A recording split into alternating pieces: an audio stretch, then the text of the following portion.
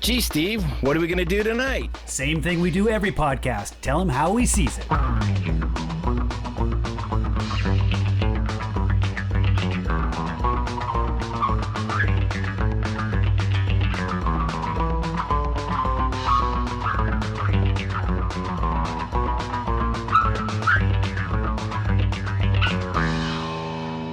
Same mission template as before. 1545, Assault Force Delta will infiltrate the target building and seize all suspects within.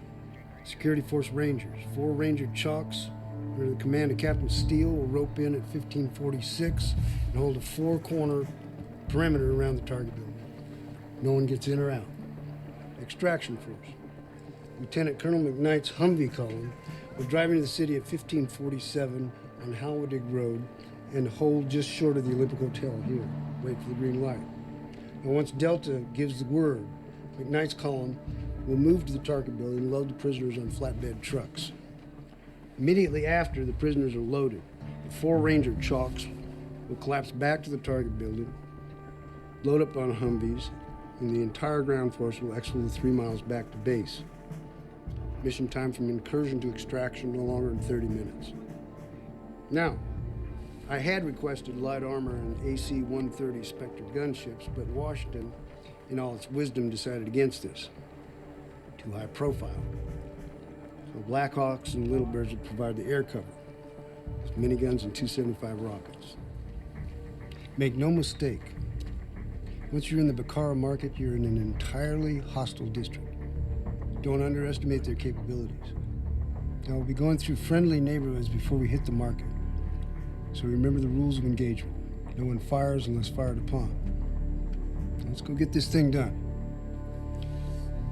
Good luck, gentlemen.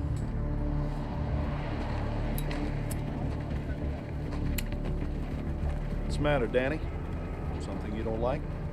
Those Spectre gunships, daylight instead of night, late afternoon, they're all fucked up on cot. Only part of the city of D come out of serious counterattack on short notice. What's not to like? Life seemed perfect. Yeah, for you two, circling above it at 500 feet, it's imperfect. Down on the street, it's unforgiving. Here we go. It's How We Sees It, episode 310. This week we're coming to you with the 2005 Veterans Day watch. We are doing Black Hawk Down. Wait, 2005?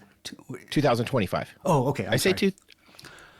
In my head, I was saying 2025. When you said, I think you said 2005, but we'd have to rewind the tape. But I thought you meant when it came out. No, it was 2001. Okay. 2001, yeah. Actually, it's weird. It says 2001, 2002, depending on which one you look at. I think theatrical release here was January 18th, 2002. But it was also listed as 2021. Well, sure, because it's got to qualify for the Academy Awards, and so you got to get it. Which it did win some. Yeah.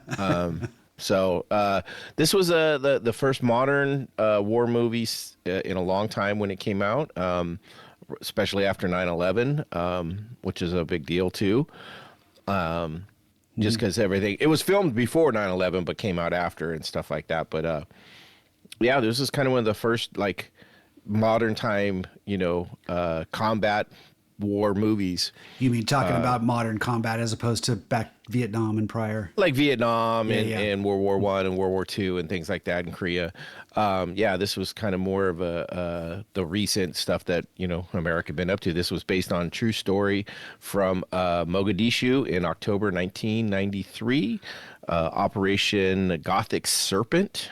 This is based off of true life events. There was books written. I think it was Mark Bowden wrote the book. It captured, the real actions and real life things that happen and memories and reactions, or not reactions, but input from soldiers that were actually there. And that was just published a couple years before the movie was released. Yes. So it must have been quite a hit. Yeah. Well, I mean, it was a big deal too. I mean, some of the stuff that happened, the soldiers that were, being dragged around and stuff like that, that was on CNN and stuff. People saw that, this was kind of a slap in the face. You know, the U.S. military. It didn't go over well. It was a lot of people were like, "Why are we even there? Why are we fighting?" You know, in a civil war. You're gonna get both sides, and I even listened to some podcasts that actually had soldiers that were in it. Wow. What, You know, now, and in stuff like that, 1993, were you in the military at that time? Yes, I was. Okay. Okay. Yeah, I was. I would have probably been in. Let's see, when this came out, I would have just been going to A school here locally for where we're at now in Petaluma. I would have been in Two Rock for A school. So yeah, this was. I was just. I mean, I was a year and a half in when this all went down. Did that make any sort of impact at the time, or was it high profile? I mean, I remember enough seeing to where- stuff about it, but no, it didn't do it. I mean, Coast Guard, it really didn't affect us directly, especially what I was doing.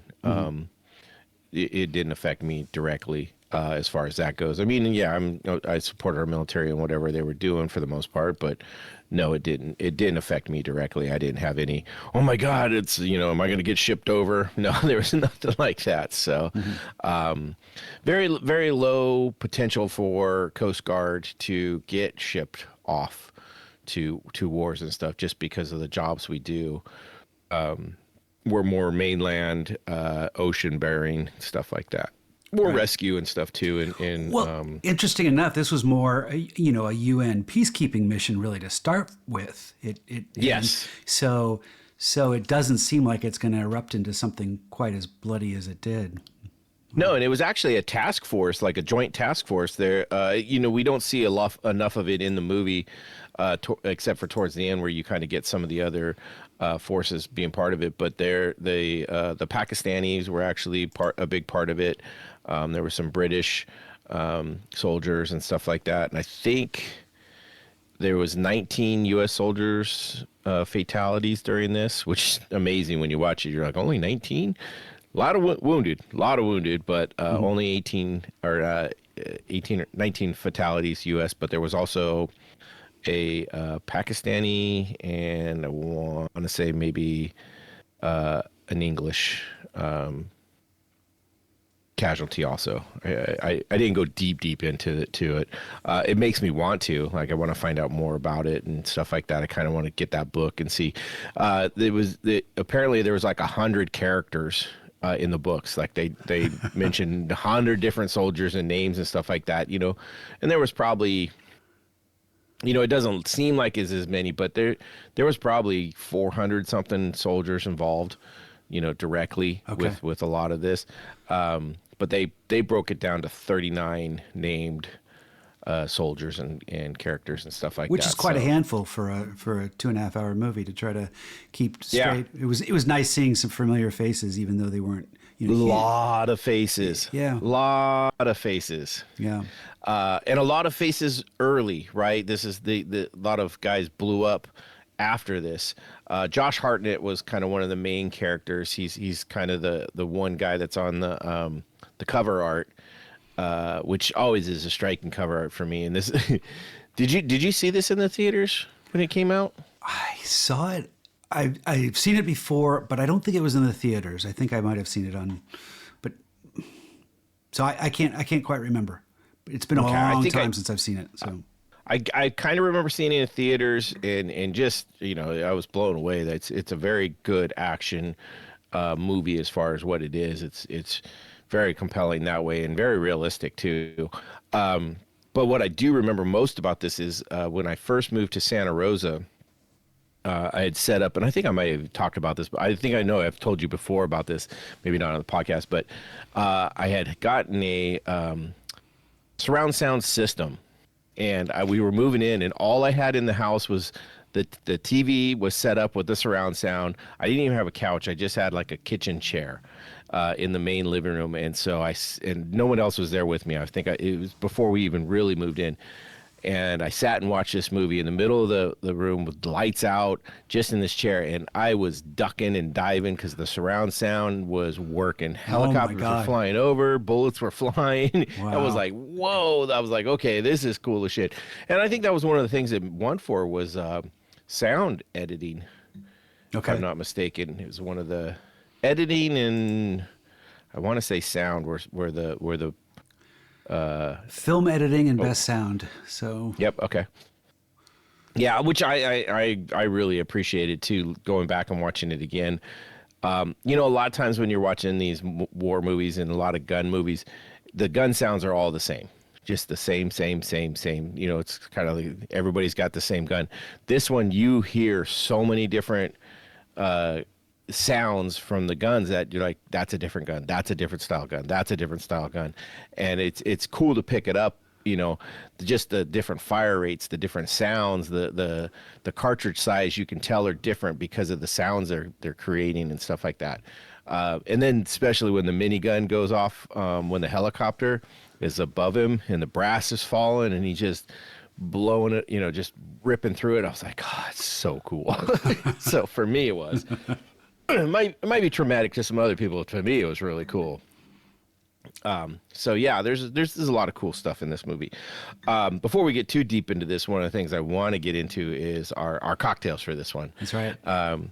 I was curious on what I was going to do on this one because I was like, man, how do you find something in this? It's like, you know, it's not, you know, there's not, you could go like wartime. There's not a ton of things, but so I did a quick look, just can't even say it.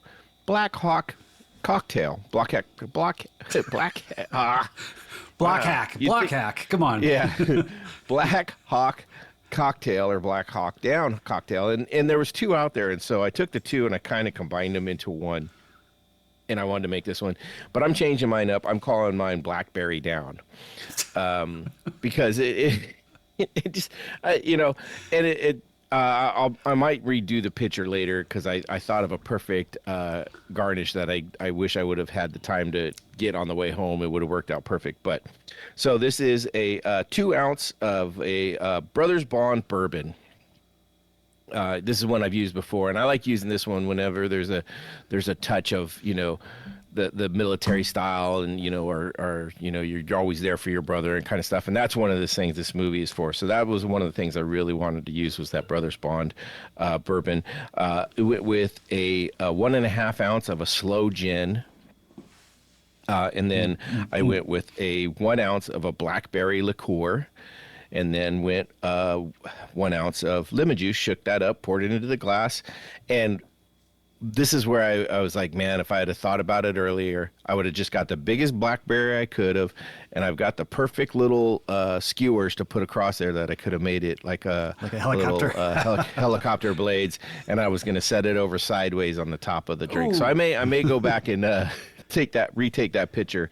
But yeah, it's a pretty simple drink, but I have a feeling it's going to be pretty good. Oh, here we go. Oh yeah, it's very good. It's a strong drink. Like the bourbon does come through, but with the blackberry and then the lemon, it really kind of smooths it out. You know, so you're not like getting any kind of real burn or anything, but you get a good strong bourbon taste. I'm not really picking much up of the slow gin. I think that's kind of goes into that settling it out flavor though. The blackberry liqueur might bury it a little bit too, because they're kind of similar. But that's really good. I like that. It's not bad at all. Pretty simple drink, but yeah, that's my Blackberry Down. Nice.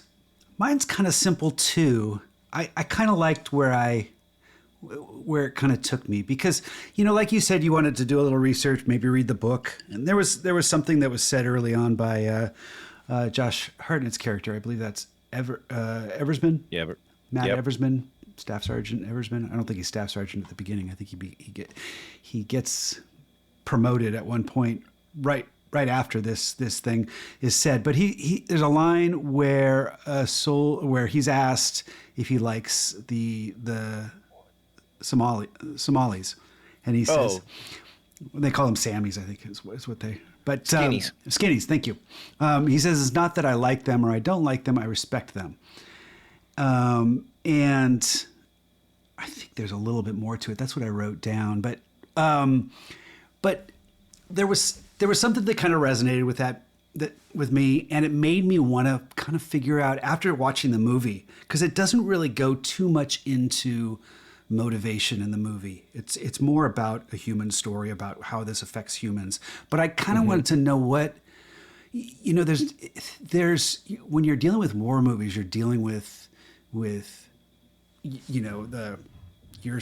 us versus them, enemies versus Right. combatants and stuff like that. But it's kind of important to kind of understand where it came from. And I was really curious why they, if this is a peace-seeking, the UN is there, it's following a civil war. What really triggered this? And I did find out a little bit more about it. And it was something that happened 3 months earlier. And it's an event called the Bloody Monday Raid.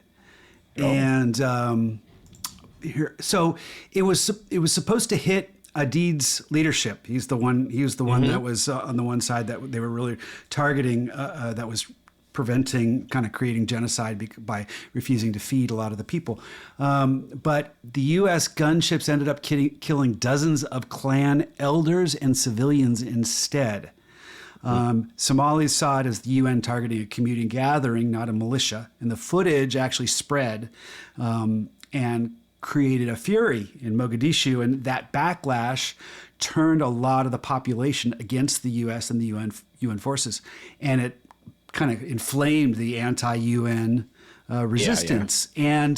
And so you really had this situation in Mogadishu where, especially in these zones, these red zones, or what I can't remember what they called them, but once you crossed a certain line, it was like, okay, you're no longer with friendlies. They were there was so much anti-UN sentiment that it was ripe for these sort of what ended up happening, because I mean, what we see in the movie is just brutal and terrifying, and yet it doesn't necessarily. It feels oddly, you're still dealing with humans, and so especially when Josh Hartnett's character said, I respect them.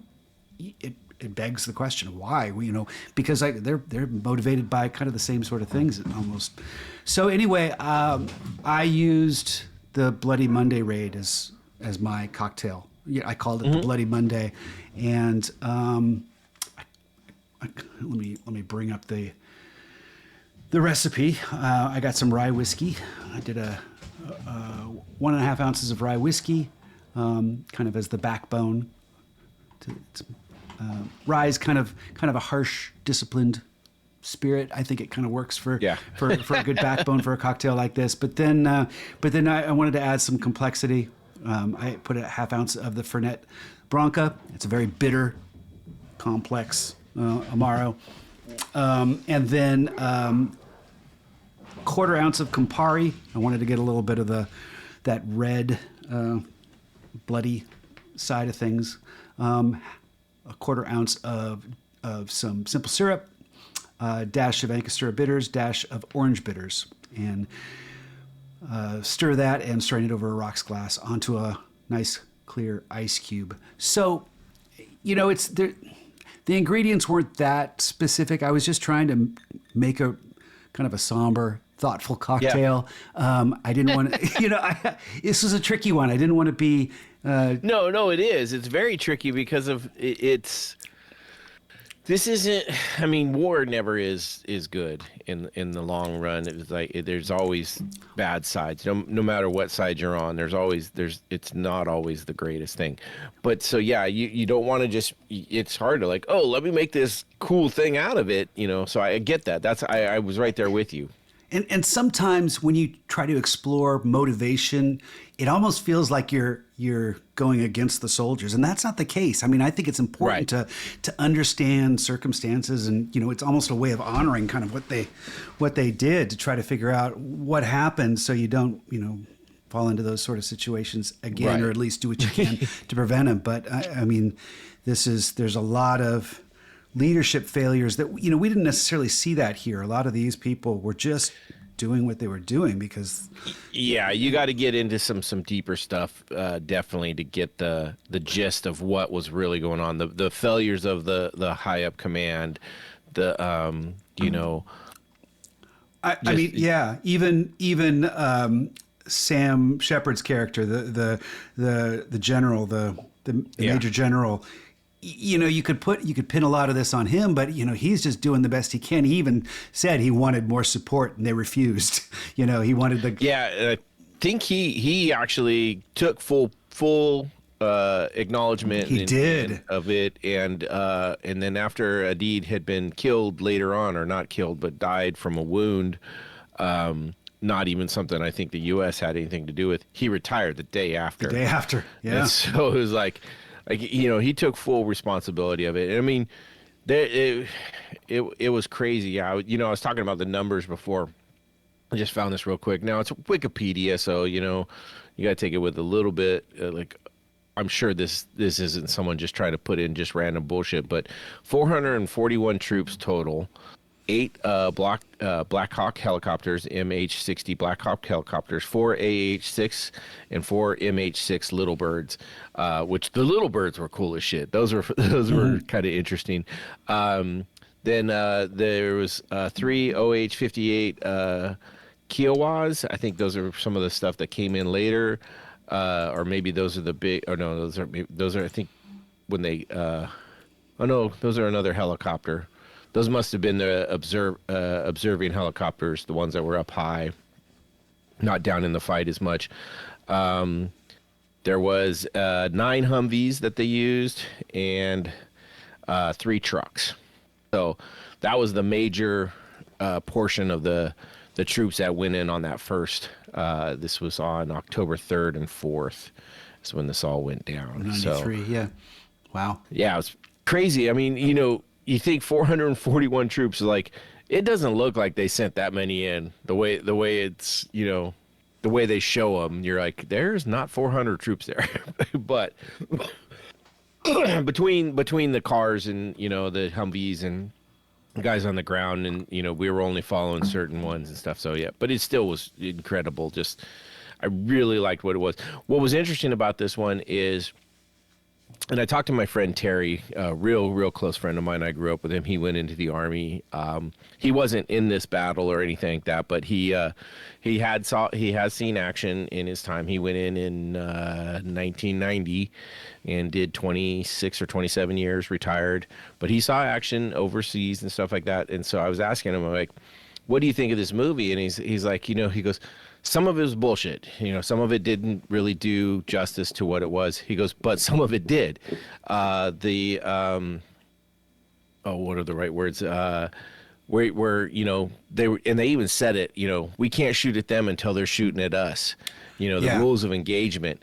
And he says they got that right, because that's literally what it is we can't shoot at them until they shoot at us and stuff like that. And one of the things he said that they didn't get right is the on base shit that they were doing, where they were, you know, joking around and fucking. He's like, no, it's usually guys are sleeping, waiting, you know, like just downtime. Like, it's just, it isn't the jokey laugh around, you know, it's just preparing for what's coming next. And command is just, and they're doing their thing, trying to get this shit together. So, you know, but does that make a good movie? No. And so, but he did say that this is, you know, some of it is real accurate and really what it's about, you know, just brings it to mind and stuff. And so I did ask him too. I was like, so if you had to say, I'm going to pull it up real quick so I can not butcher his words. You know, what would be a good, you know, the good movies that really got it done. And he was saying Lone Survivor, Black Hawk Down, and American Sniper, are ones that really do a good job of showing, you know, what the real shit's like. So, or at least according to him and, you know, what he saw. So Lone Survivor. What? That's one where the guy, I think that's one of the Wahlbergs, ends up. That's a big. I've seen that one too. They're caught behind enemy lines and they're like up on a hill, and they, you know, it's one of those ones where he's, you know, his whole his whole group basically is attacked, overwhelming odds, numbers, and he just has to, he has to make it through the night, if it's the one I remember.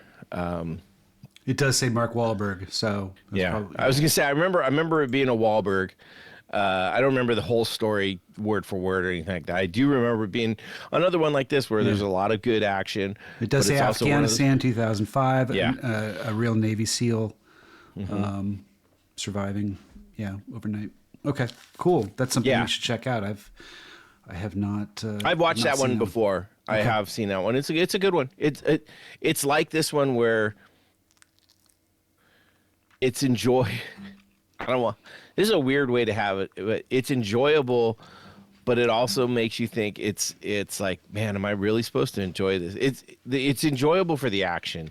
It's enjoyable for the way it's shot. It's enjoyable for cinema. The situation isn't. Yeah. Lone Survivor is that same way. It's like it's well done, but it's not one you're walking out of the theater going, oh my God, that was fucking great. It's not Lord of the Rings, the good guys don't all win. Not everybody goes home, and that's what I like about this movie. And I really do like this movie is because, we get Orlando Bloom, this is one of his early movies too. And I think this was shot around the same time as Lord of the Rings. So This is right before he blows up. We see this now and you're like, oh shit, that's Orlando Bloom. And he comes in as Blackburn and you're like, oh, we're going to follow this green, guy showing up, gung ho to go get his boots on the ground. And we're going to follow him through this combat. And he fucking dies, or he doesn't even die. He falls out of the chopper. Yeah. Right away. And you're like, oh shit. Okay. Like they don't spend any time on just one character. It's with everybody. And it's all of the shit that goes wrong and how they deal with it and how they pull each other through. And so it's really cool. And like I said, you said it's star-studded, right?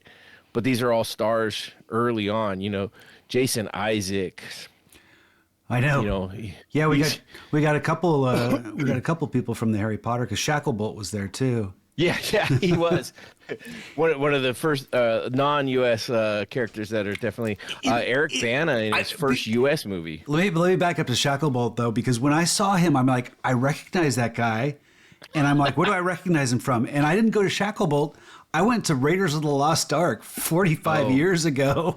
He was Katanga. He was the guy. I'm like that. I think that voice sounds like Katanga from Raiders of the Lost Ark, who's the one that has the boat that they hired to move the Ark towards in the third act. And I looked it up, and sure enough. But then it was like, and Shacklebolt too. I'm like, oh, of course, Shacklebolt. So what's funny with that is I was watching that last night, and my wife, she wasn't sitting right next to me watching it, but she was in the background.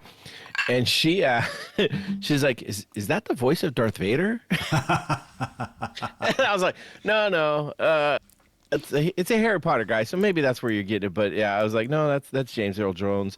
But it is the voice of Shacklebolt. He does sound a little bit like James Earl Jones when he says, Dumbledore's got style. Right. He could do it. Like if they needed someone to fill in, he would be a good replacement. Ewan McGregor. Right.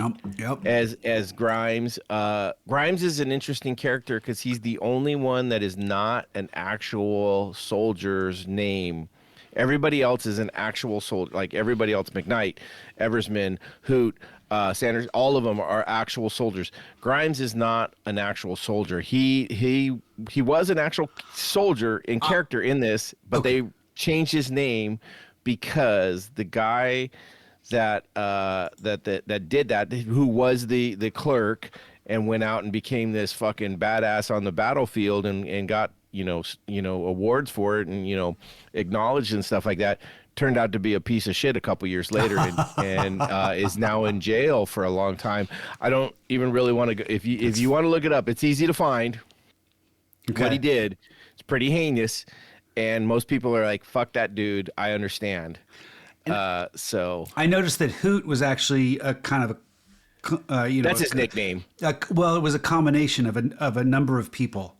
So there was Norm Hooten, and then there was also but he was in the movie. Eric Bana was Norm Hoot Gibson, but it's based off. They did. John. He's a Delta. Norm Hooten, and Than Nugent and Matthew Rearson. So kind of a conglomeration of all four. They of those did people. put a lot of people into one, but he was the main Delta Force guy that kind of really. He's the one that kind of you're just like, yeah, that's that special forces. Probably guy Norm Hooten, who was probably nicknamed Hoot. They just called exactly. Him, Makes sense. Most likely. Military nicknames have a way of finding a way to get your name in it somehow. But Eric Bana, that was his first. That was his first, really? Wow. First U.S. movie. Okay. First U.S. movie. That's right, because he's Australian, isn't he? Yeah. That's the other interesting thing. Not a lot. There's a lot of non-U.S. A lot of British, Scottish, guys and stuff like that. Yeah, Ewan McGregor doesn't do a great American accent. He seems to Ewan McGregor was great in this. Though. I loved him, but I thought he over enunciated some of his words. Yeah, I think he was just the greatest character for what he was. That was where my cocktail started, because he was all about the grind, not too coarse, not too fine. I'm like, I'm going with a coffee. I almost did the same. There's a couple.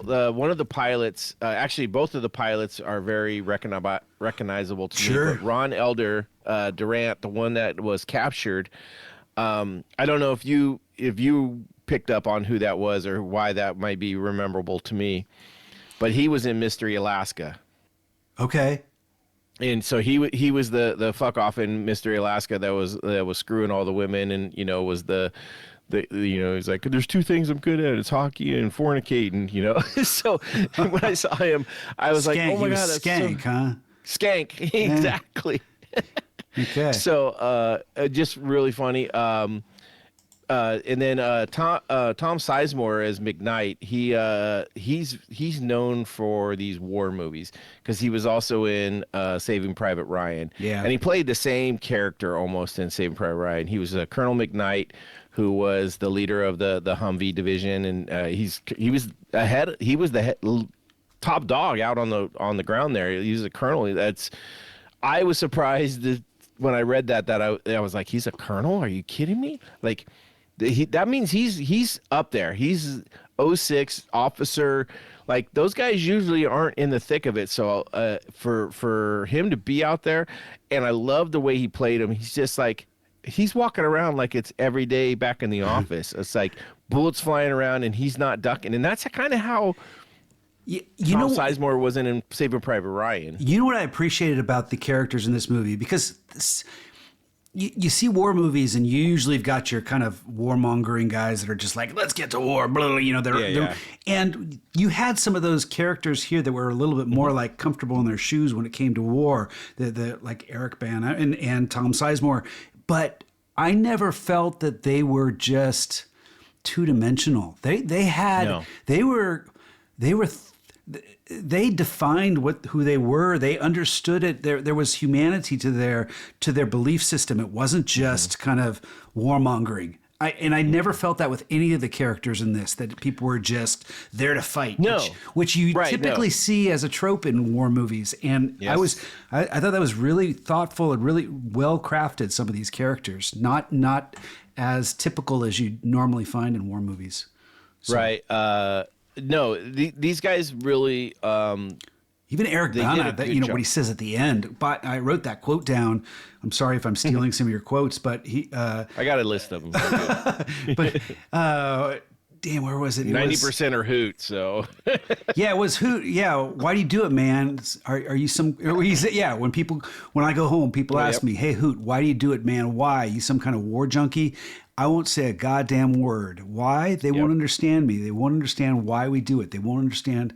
It's all about the men next to you. That's it. That's all it is. Yep. And that's just that's just kind of his quiet resolve. And then he turns around and marches right back to war. He's like, I'm going back in. There's more people there. Yeah. Well, I mean, he's Delta Force, and that's the Army version of Special Forces. Everybody knows Navy SEALs. That's the big name.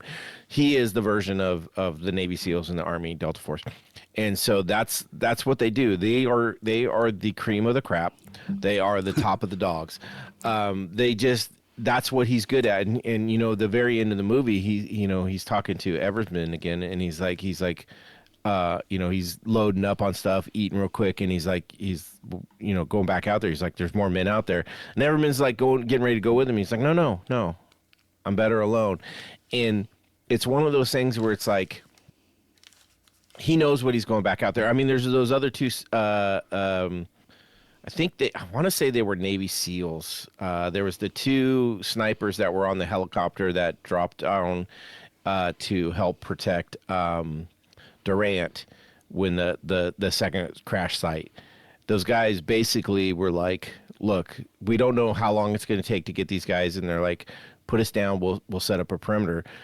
The colonel or the command was even saying, look, you need to tell me exactly what you're doing, because this is a suicide mission. They're like, yeah, but we can't just leave that guy down there by himself. Those guys did die too. They sacrificed their lives to try and save this one pilot or whatever pilots were left, or, the crew that was down there. And it's like, that's what these guys were. It's like, my life is on the line, and I'm willing to put it up for potential, loss to protect or get back.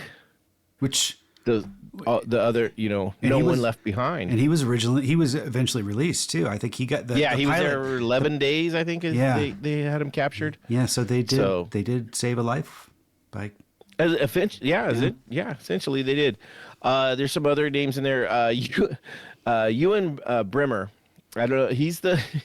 He was Nelson. He was there was the two guys that had set up the little perimeter, and the convoy left them, and they're like, hey, the guy that lost back. The guy that lost his hearing, right? Isn't he? Yeah. So he, to me, was so much fun, and he's a little bit comic relief in it, but I don't know if you recognize him, but he was one of the funniest characters also in Wonder Woman. He was Charlie. Oh, no, I didn't. In the Wonder Woman. And he cracks me up, and it was fun seeing him again, especially in this role. I loved when he's like, "Hey, which way should we go?" And he starts yelling. He's like, "Whoa, whoa!" It just there. It has a little comic relief in the show, and it's those two having which is another weird part where they're tramps and trying to get to the crash site, and the whole city is just ghost town. Right, we see a dog run by every once in a while, or there's the donkey pulling the cart, which apparently that scene had got cut, and the director Ridley Scott was like, I missed the donkey. I want that scene in there, and so they put that scene where the three of them, they get back together. I can't remember who it is. It's I thought I picked up the name. Not Yerky. It was Tom Hardy's character. Oh, okay, right. Tom Lee. Anyways, they pick up the third guy who also got separated, and he walks by and he rubs the donkey on the head. He's like, "Good donkey," and he just goes on. Tiny little scene in there, but it was like Ridley Scott's like, "Yeah, no, I want that in there." Gotta get the donkey in there. Yeah, and apparently, so I read, and this is just one of those cool things when you find behind the scenes stuff. So apparently they filmed this in Morocco, and there's just tons of wild dogs. And when I mean wild, I don't mean like wild dogs coming out of the fucking forest and taking little babies or anything, but just street dogs. Baby. Right, yeah. The dingo ate my baby. But no, they're just street dogs. And apparently at 11 or something like that, 13 dogs got adopted during this movie that were people just like had these dogs that were following around on the sets and being around, and they got taken home after the movie was done being filmed. And so, instead of like trying to keep them out of the scenes, they just let them run around. And I even noticed in one scene there's a cat. There's like a cat in the middle of one of these like scenes where guns are going off, and I'm like, that cat's just hanging out in the middle of the room. I'm like, okay. you go, cat. Like, I probably would have brought that cat home if I could have caught it. Yeah. So I just thought that was kind of cool. But I thought I get the I thought it was director kind of letting that sort of realism happen, because it solidifies that this is a home to people. You know, they have their pets. Oh, yeah. They have, it sounds like some of these animals are wild regardless, but it does kind of give that element. these were wild ones for sure. But they were also in Morocco, not in Somalia. Which I guess the major downside when I heard people talking about it is, I guess the Somali people were mad that no Somalis were used in the filming of this, and I was like, well, I mean, it's kind of weird. They're like, you're not necessarily the good guys in this, not necessarily the bad guys either, but it's like, it's just weird that they were mad. And apparently when they show this film in Somalia, they cheer every time a soldier is killed and stuff. I was like, well, fuck, no wonder they didn't want to fucking check with you. And I guess the one guy was tried to sue over his representation in the film. And I was like, whatever, okay. Maybe they're just trying to make a buck. I don't know. I don't know. I thought that was kind of a weird take. You know, one of the things that kind of struck me that, you know, this takes place in Mogadishu, and my memory of Mogadishu is back in the early 2000s playing Call of Duty with buddies at work, and one of the big maps that we always played on was Mogadishu. And oh my God, I got to know that map really well. You know, you're running around and you can snipe off of tops of buildings and stuff like that. And it feels weird now to reflect and say, oh, my memory of Mogadishu is playing this game with friends and shooting each other. And so many people, I think, I have that same kind of thing. And it's one of those things where I believe that map was put there because of this battle and this war and everything. And it's a shithole. I mean, it's... And when I mean shithole, I'm not trying to put it down. It doesn't have running water. It doesn't have, electricity. It's it is what it is. To tell you the truth, I didn't even know where Somalia was. I had to look it up, which I did, and I feel like, okay, I learned something now. Now I'll be able to point to it on a globe if someone asks. But and I guess the reason that Mogadishu was the central point of this was because it was a major port. Like it's next to water, and that's a big reason. And I mean, this all started because of, the UN trying to bring in food because of natural drought caused famine and stuff like that. So a lot of people were dying because of just no food. So do you remember what was it? It was the big concert, Africa Aid or something. USA for Africa or no, I know what you're talking about. You're talking about Live Aid, right? Live Aid, I think it might have been. So that was a big part of it. That's where a lot of the food money came from and stuff like that. And so, we got that opening scene. We are the world. Yes, exactly. So we get that opening scene where they're trying to hand out this rice in this area. And then, these I don't know if they're called gangsters or whatever, but the Somali National Alliance comes in and takes over and says, this food belongs to Mohammed Farad Aidid, and they're basically trying to control the people through starvation and stuff like that. And, they show them shooting people, and it's like, the U.S. soldiers like, fuck, we can't do anything because they're not shooting at us. Yeah. And it's like, man, it's one of those, it's like, they're trying to follow the UN rules and stuff like that. And it's just like, oh, but we can't really protect these people because of these rules and stuff. And so it's you're having to fight a war with kid gloves on. You're fighting with one hand tied behind your back. This.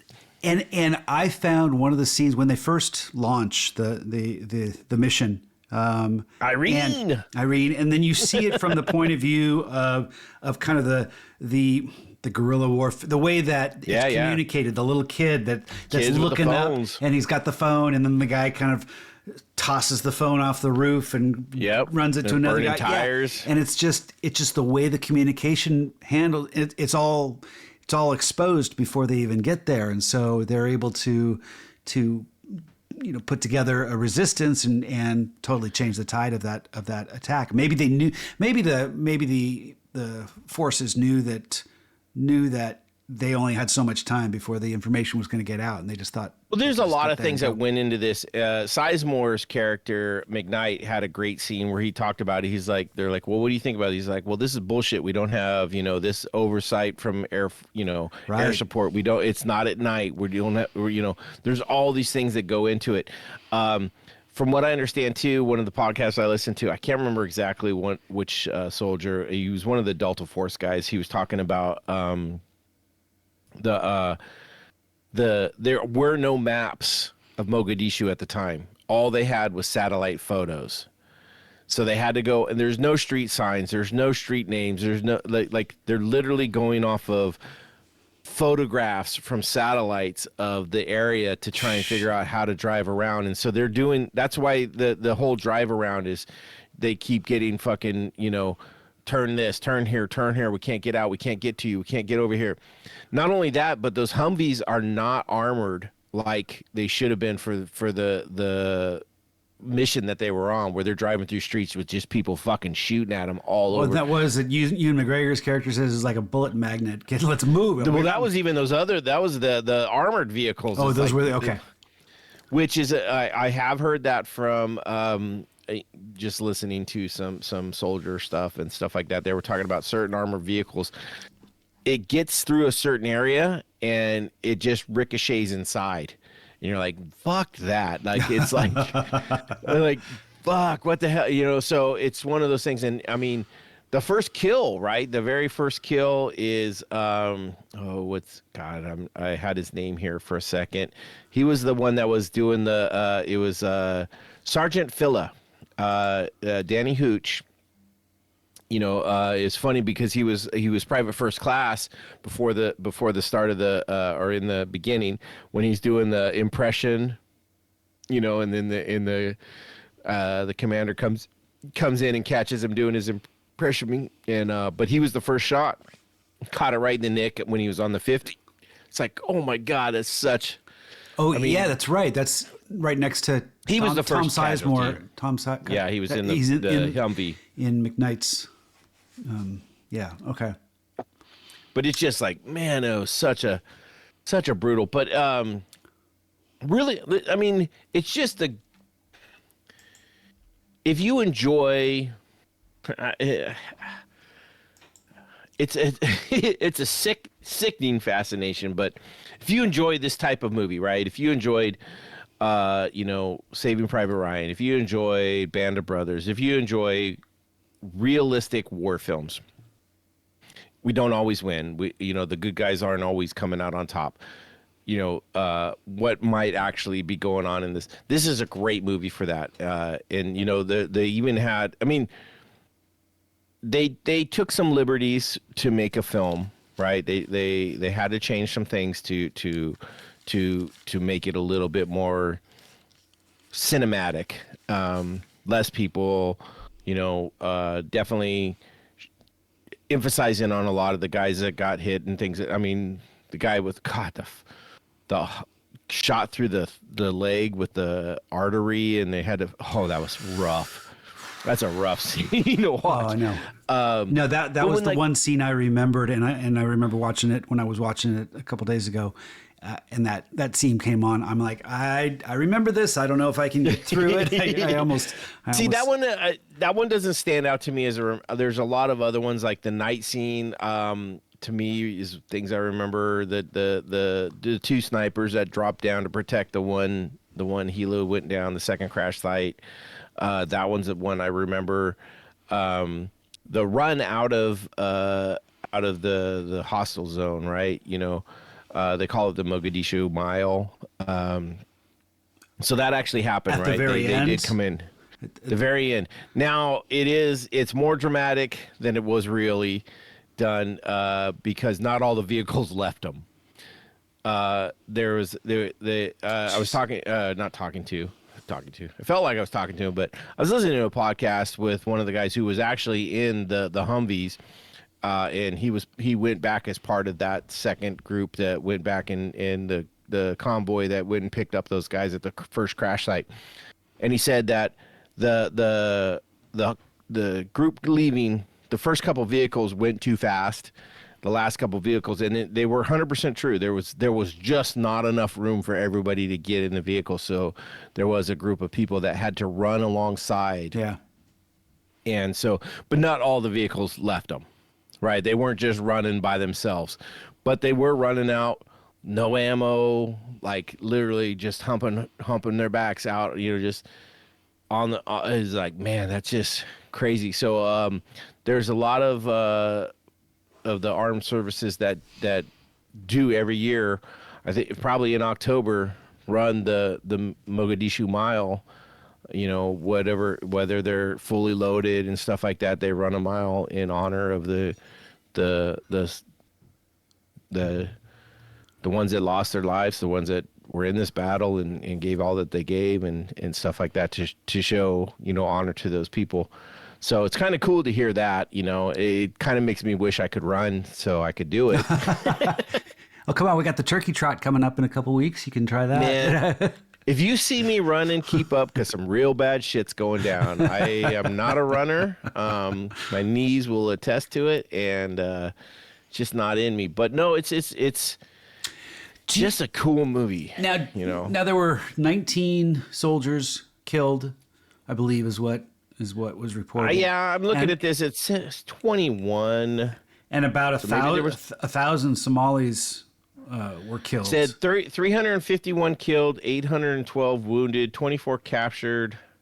Oh, okay. So, I mean, this is going off of Wikipedia. This is kind of, Okay, I think the movie said 1,000.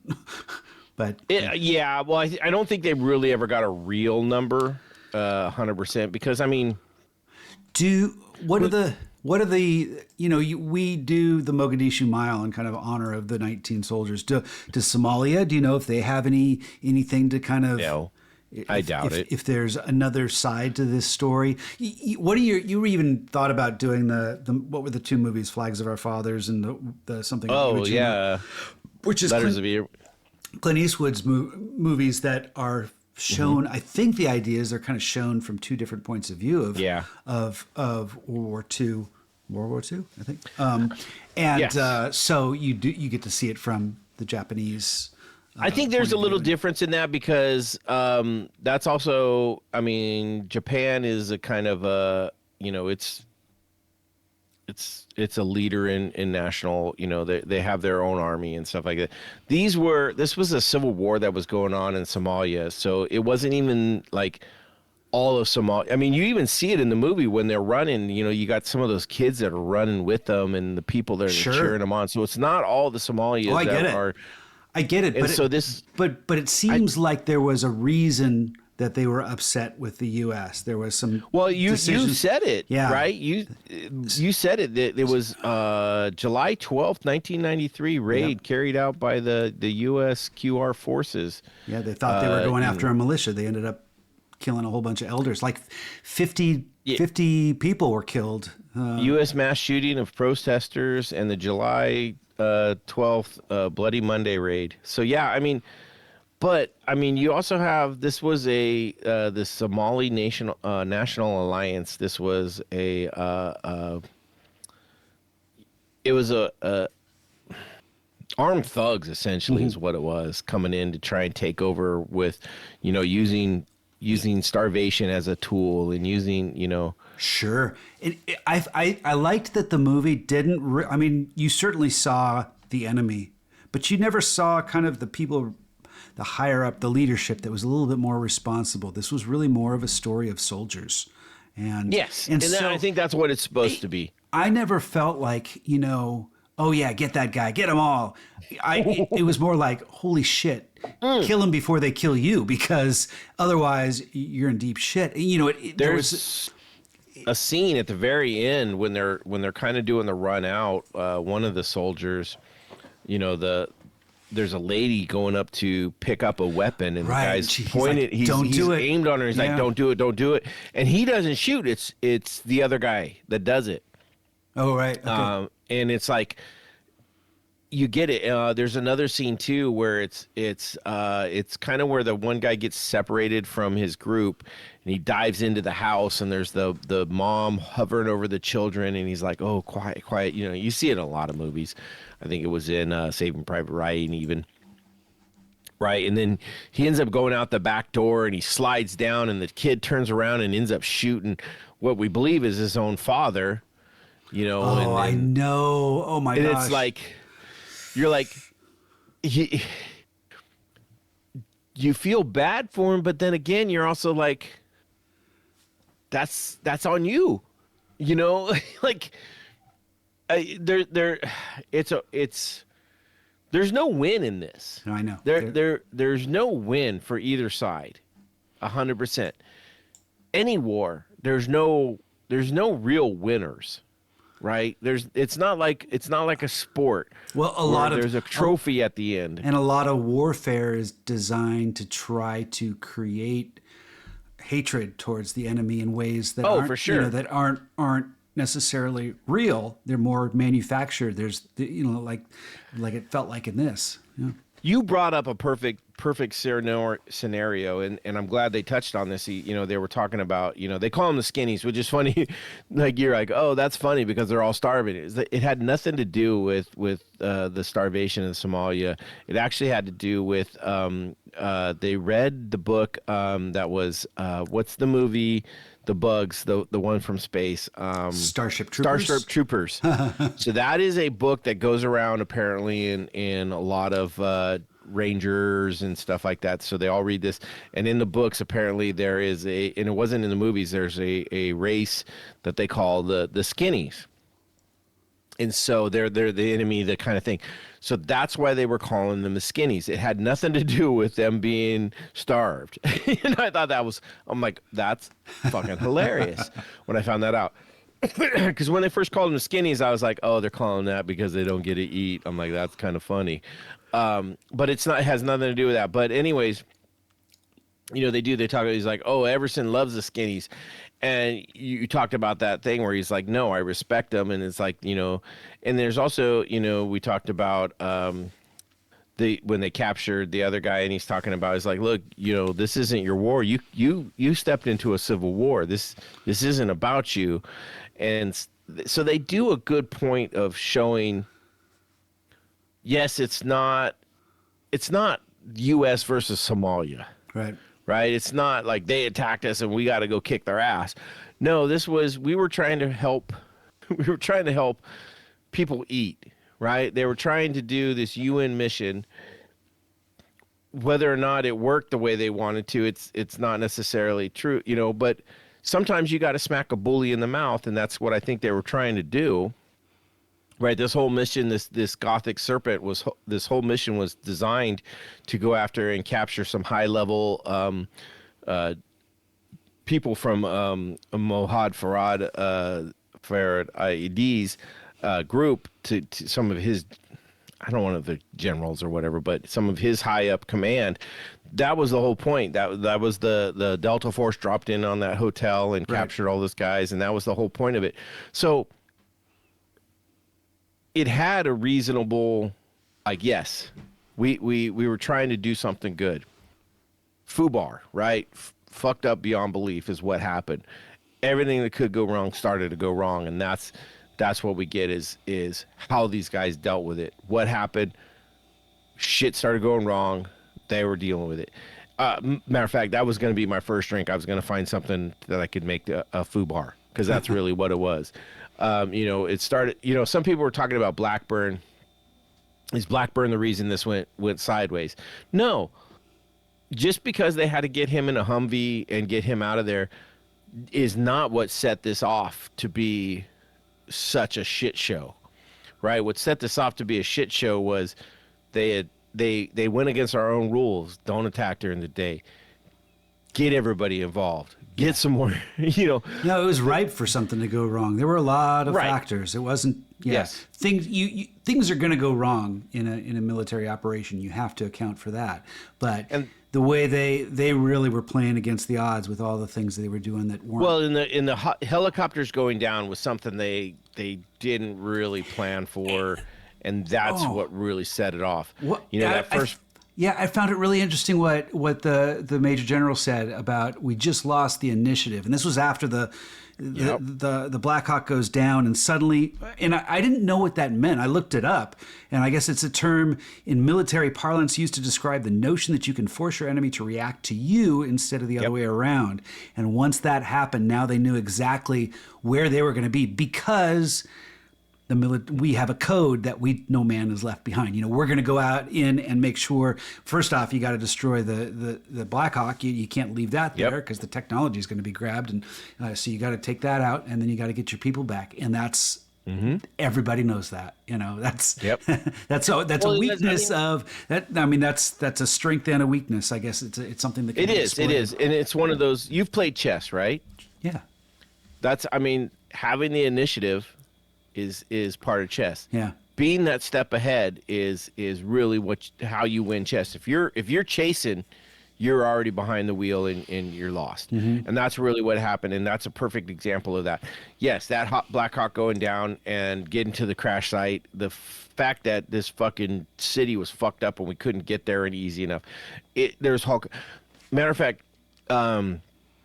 it's one of the scenes, like, it's at night where they're pinned down, and I mean, this is one of those, another cool one where it's like, this is just them showing military might and the cool shit that the toys we have. This is when they toss that little the strobe on top that's of that's it. Oh. He gets that up on the roof, and then the little bird comes in strafing. Oh my God.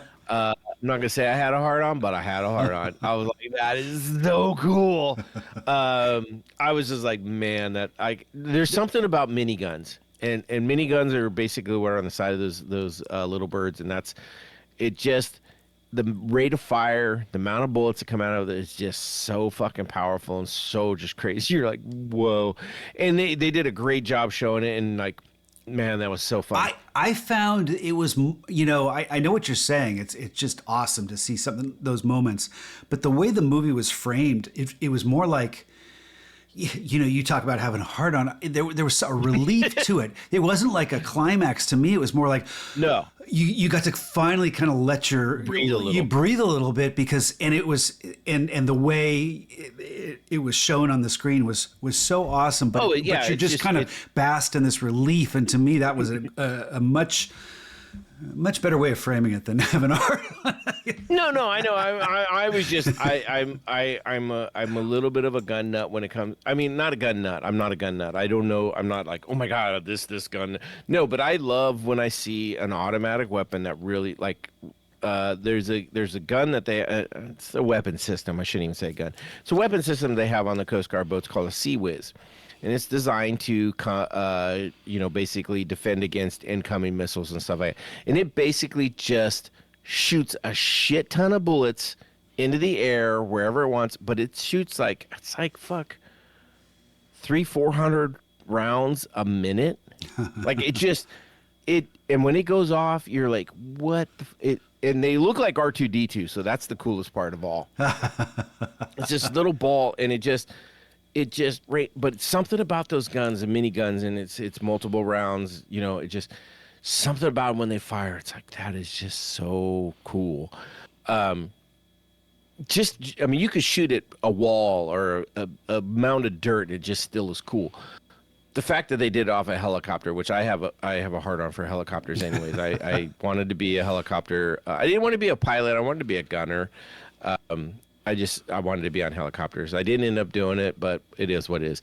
Just there was something about that, but it was just cool. But I was gonna say that Humvee or the group of vehicles, right? They got there late at night, right? Like 1, 2 in the morning. They didn't leave until like 4 or 5. Because they were trying to cut out the pilot, right? He got buried into his legs were buried in. Is that what that was? Okay. Oh, that was brutal. Well, did you see what really happened? Did you catch what really happened? And they were trying to unbury him, and it was taking forever to get these guys out. And they're still being fired on. Like, they're still taking rounds all the time. You know, guys are still getting shot and wounded through this whole thing just to get this one pilot unburied so they could take his remains home because he was already gone. He was dead. So this is one of the things he talks to Sizemore, right? This is this big night. He says, whatever you need to do. And if you notice when they put him on the stretcher, when they're carrying the stretcher out, he's very short. Oh, so they just cut him in half. They cut him at the legs and took the upper half. They left his legs. And I was like, y'all should have done that shit way early instead of trying to cut him out of that fucking cockpit. I was like, you guys spent 3 hours trying to get this motherfucker out of the dirt, and you could have just cut his legs. And I was like, God damn. If I was one of those guys that got shot in that last hour, I'd be so pissed. I'm like, you motherfuckers. One of the doctors, I don't know if you noticed it. So he set up a triage inside the helicopter at the first crash site, right? The one that they end up all at the end. The paramedic who was there, he's the dad in Modern Family. Modern Family. Yeah. I was like, oh shit. I was like, that's hilarious. And I didn't even realize it the first time they showed him, but when he was like, oh yeah, I'm gonna guys mix you up a margarita, no salt. I was like, I'm like, oh shit, that's funny. I was just like, the amount of guys that are in this that became bigger actors later on is astounding.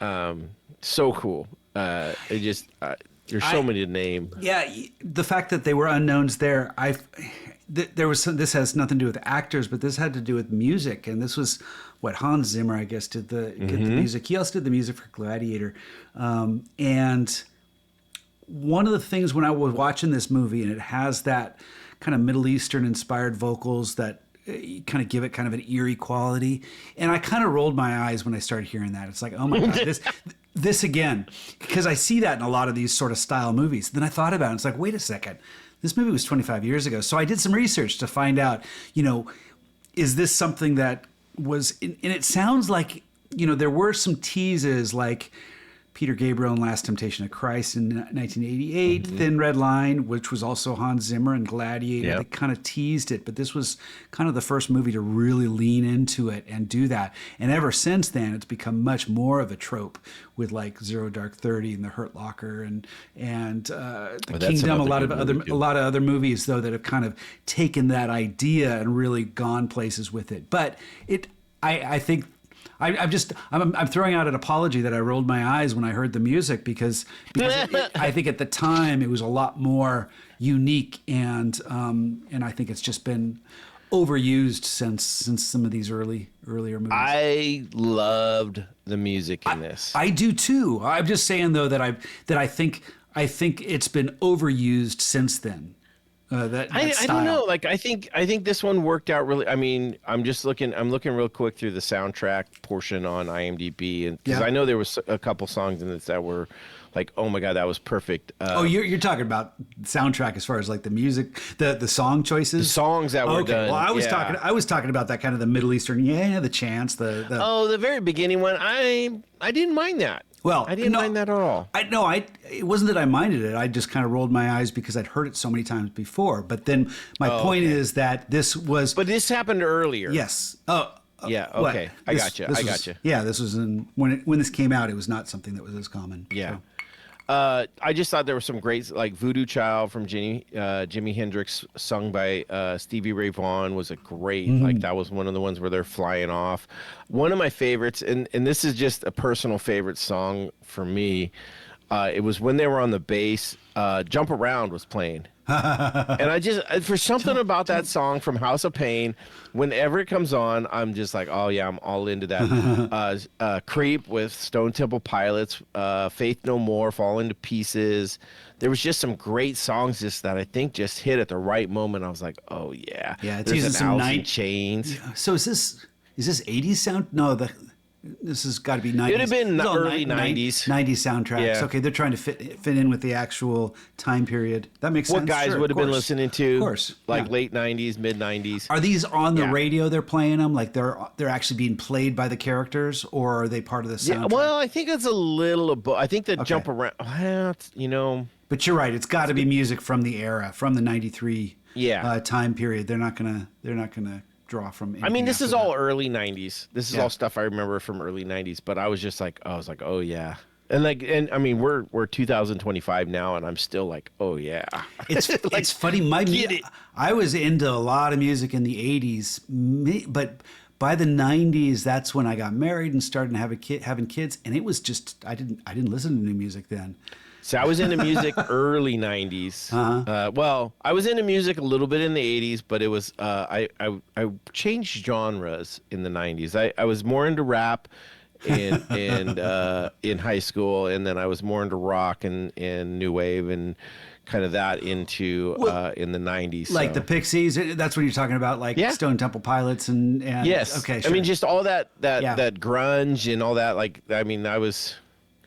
What is it? Pearl Jam. Lithium. Okay. Lithium on Sirius XM. Like I could listen to that just constantly, and it's funny. When we're in the car listening to it, and my wife goes, "I don't know this song." I'm like, "How do you not know this song?" Like every song, I'm like, "Oh yeah, it's a jam." And she's like, "I don't know this." And I'm like, "What the hell?" But then I went country. So I mean, I'm all over the map. So it's whatever it is. Ty Brunel is from Modern Family. He was the doctor that wanted to make a margarita. Nice. Just wanted to throw out his name there, just because I had mentioned him. Like I said, so many actors that became big after this. William Fichtner. You mentioned Sam Shepard earlier. Sam Shepard, man. He's a playwright too, and right, I say he was. I believe he passed away a little while ago. But he's done some incredible modern playwright writing. I'm looking up one of. There's been a lot of recreations on stage, and I can't freaking find it. Oh, so there's also one, I don't know if you even know him, but Kim Coates is an actor who really jumped out for me. But he's from Sons of Anarchy is where I knew him mostly from as Tig. He was the one that got blown in half. So that was an actual injury death that happened in this. But apparently the real person still had their bottom half attached, but it was only by the spine. And the director was like, "Well, I don't know if people can get their suspense of disability or what is suspension of disbelief? Yeah, suspension of disbelief to believe that someone could just be sitting there with their lower half only connected by their spinal cord." And I was like, probably just as much as they could by just having the whole bottom gone. But yeah, I was like, all right. But yeah, he's a character I recognized really quick in this one. I was like, oh shit, okay. Shout out to Sam Shepard. The play is True West, 1980, okay. Released on my birthday, 1980, when I turned 10 years old. But there's been a lot of performances, notable performances. You can look that up. But yeah, Philip Seymour Hoffman, Ethan Hawke, John C. Reilly, Paul Dano, Gary Sinise, Tommy Lee Jones. Damn. I'm sorry. This is just quite a... Are you saying in this movie or... No. These are people that have performed... because I'm like, I don't remember those guys. These are people that have performed on Broadway. This play. Oh, okay. This play. This is a total aside talking about Sam Shepard in that. I thought you were talking about in this movie. I'm like, I don't remember seeing those. I mean, those guys are pretty big to be in this movie and not see.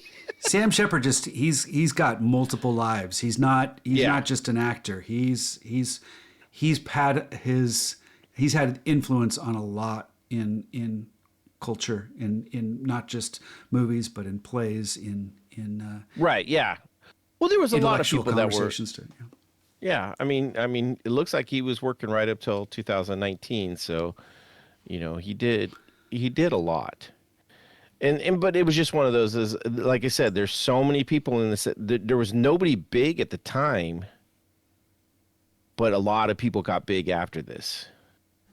So that's kind of what it was. It at the time when you're watching this, you're not going to be sidetracked. Like they didn't want any Tom Cruises. They didn't want any big names in this to sidetrack from like, oh, well, that's so and so, which I think worked out. Where like you got Saving Private Ryan, where you have Tom Hanks. he's kind of a big name even doing that, where you're kind of like, oh, it's almost a little hard to take yourself out of it that's not Tom Hanks. Although the movie is incredible, like it definitely works, but this one didn't get any big actors. There are a lot of people in their early stages and stuff like that. So I think that's part of what helps this. So I agree. I yeah. agree. No, this is a great movie. I enjoy this one a lot. And now getting deep into it, like we're doing now, the discussion, and it makes me want to go find out more about it, and just more about, operations like that. Listening to some of the podcasts that I did, listening to some of these actual operators that were part of this stuff, it makes me kind of want to go and listen to more stuff. There's a great book, My Life with a SEAL, and it's Walter Goggins is the actual SEAL, but I don't think they ever actually mention his name in that, but it's this rich guy that wants to get in shape, and he hires this SEAL to basically fucking torture him to get him in shape and change his life. And he just talks about this crazy stuff. And then Walter Goggins has this book out that talks about his story, where he started off as I want to say he started off in the Air Force, went into, yeah, that's it. I'm sorry, I just went and grabbed the book, The Way of the Seal. My brother gave this to me. I haven't read it, though. Great. Oh, my God. You got to read it. It's so good. It's very, very, it's almost comedy the way it's written. It's a guy that has a lot of money and, little interested keys. He's like, I want to do this. So, and then he Walter hires Goggins, you mean from White Lotus, the season 3. He's not it's getting my people confused. I might have the wrong name. It's Goggins is for sure. Goggins. But it's not the actor. Walton Goggins. Okay, yeah, he's from White. Okay, I got that right. He's from I White think Lotus. And Hateful Eight and no. But he's a Navy SEAL. He started off as a Air Force guy.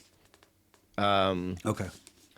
And he was living his life, but he wasn't getting anywhere. He was like overweight, and he decided to go back into the military and join and try and become a SEAL. And he had to lose like 100 pounds in like 3 months. He does all this, and he becomes this incredible, like, push your body to the ultimate limits. Mm-hmm. And it's just insane. But it's all started with that book. But listening to him talk about stuff like that, it got me into like these people that have done this stuff, because the Marines and stuff like that have done things. It's not Walton. I want to say it's Walter. And it's not something that you say that is written in the book, because I'm looking at the book. No, they don't ever. Yeah, okay. So it's Walter Goggins, and the book that David Goggins. David Goggins. I don't know why I say Walton. David Goggins is the guy, and it's called "You Can't Hurt Me, Master Mind and Defy the Odds." It's a great book. It talks about him joining the Marines. He had to go through like 3 times through their Hell Week or Hell Weeks or whatever it is. Like, it's very. He became a one of those marathon runners that do these like ultimate marathons, where they run like 800 miles in like fucking 4 days or some shit like that. It's just crazy shit. But it's David Goggins. Okay. The actor is definitely Walton. Yeah. He's really cool, but that it started off with that book, My Life. What is it? The Navy SEAL or The Way of the Seal? Is that the one that The Way of the Seal? I think that's what it is. Yeah. Nice. It starts off with that. So yeah. So that got me into these Navy SEAL guys, these operators. It makes me want to go just kind of hear their stories. I'd love to go spend some time with some actual veterans, down at the VA, now and just listen to their stories and stuff like that. You know, the time that they're in, and so every time I watch movies like this, it makes me want to do that even more, especially around Veterans Day and stuff like that. So I'm glad we get to do movies like this, and I enjoy them. I mean, they are fun. So Yeah, when you mentioned this as a possibility, I was like, yeah, let's do. Well, I mean, so Bo had mentioned The Great Escape. Sure. And I'm like, oh yeah, I know that's a good movie and stuff like that, but I was also like, that's like 60 years old. Well, You know, or some like, come on, did they even have real cameras back then? come on, that was the one that was in Once Upon a Time in Hollywood. That was a big, wasn't Right, that? I know. That wasn't. Was that long ago? No, I know. Yeah, that was probably. Yeah, you're probably right. It was from the 60s, I thought. Yep. Yeah, 63. That's a while ago. So 62 years ago, yeah. Steve McQueen, though, come on. No, I know it's probably great. I know it's probably incredible and everything like that. But Have you seen it? Right. So you have not seen No. it, and I haven't seen it No. either. Which it's like, wow, that's a movie that is quite a well-known movie, and we're movie podcasters and we haven't seen it. So We only have so much time. and we'd both already seen Black Hawk Down. So Bo had a point. I'm just saying. He did. It's on top of his head, but no, it just was one of those when I looked at it and I was like, I mean, it's got Charles Bronson and stuff like that. I mean, I knew exactly what I was like, this is going to be good, but it's also going to be dated.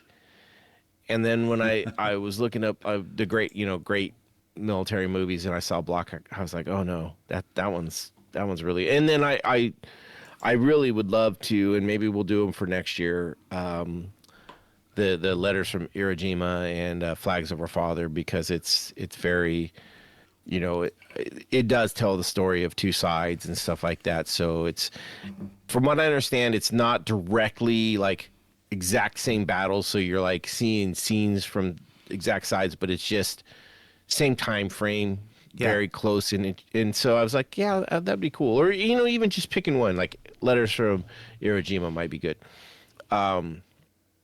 So yeah, no, this was good. I'm glad we did this, and I do enjoy doing the Veterans Day just in general. It's for me, I like the style of movie.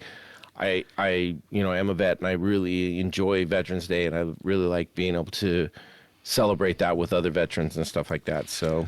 Well, I'm a movie podcaster, and I love watching a good Ridley Scott movie. He's kind of hit and miss, He's like every other movie is top notch, and every other movie sucks. So. That's true. That is 100% true. Yeah. No, I mean, Ridley Scott is definitely, I think he did a good job with this one. I do too. Yeah. The way it came out just is, which is funny. So he's known for Blade Runner, right? And then they did the re-release of that, which got me thinking, he didn't do, what's the Arnold movie? He didn't do that one, did he? The Running Man? No. He didn't do Running okay. Man. For some reason, it made me think, I was like, did he do Running Man? Because they got the new Running Man coming out, which looks really incredible. For some reason, I thought he did that one, but I was like, oh, he's got a lot of stuff. He's directing a Bee Gees biopic right now called You Should Be Dancing. Interesting. I know. That's probably going to be one of those shit ones. He's got like 20 up-and-coming things. Oh, my God. I know, he's 87 years old, and he's like, he needs to what? Oh, producer. Okay, they're all producers, so he's really not doing any work. Oh, wait. No, it says he's directing the Bee Gees one. Am I wrong? That's all producer credits. Okay, because I was looking, I'm like, God damn, he's got a lot of stuff. But that's all producer. I don't want to producer, directing. Okay. Eight up-and-coming direct. Jesus. Gladiator. Queen of Country. Gladiator 2. We podcast on that one. Yeah, that was a money grab. Anyways, all right. Well, with all that, all I can say is it's what we do right now that makes the difference. Hail Caesars. Hail Caesars.